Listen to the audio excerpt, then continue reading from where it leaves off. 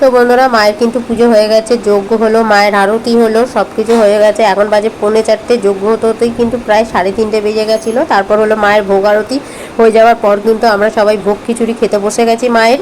আর এটা যারা উপোস করে এটা শুধু তাদেরই জন্য। আর একটা তোমরা জিনিস খেয়াল করেছো, কলা পাতায়, কলা পাতা শাল পাতা কিন্তু এখন উঠেই গেছে, কিন্তু দেখাই যায় না, তাই না বলো?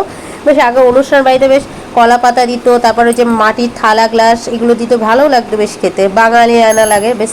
কলা পাতাটা আবারও দিয়েছে, ভালো লাগছে বেশ খেতে। আর মায়ের কিন্তু ভোগ খিচুড়িটা খুব সুন্দর হয়েছে। আমরা কিন্তু খেয়ে দিয়ে আবারও 200খানা ডালা আছে, এই দিদি আমরা সবাই মিলে একসঙ্গে সাজাবো। আর এই ভোগ খিচুড়িটা করে শুধু যারা উপোস করে, এটা তাদের জন্য করে। আর আলাদা যে 400খানা ডালা সাজানো হচ্ছে ওটা কিন্তু মধ্যে আছে অন্নভোগ।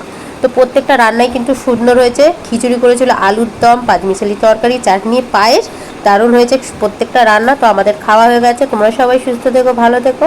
দেখা হচ্ছে তোমাদের সঙ্গে নেক্সট ভিডিওতে। সবাইকে জানাচ্ছি আগামী শুভ দীপাবলি ও শুভেচ্ছা। সবাই সুস্থ থেকো, ভালো থেকো।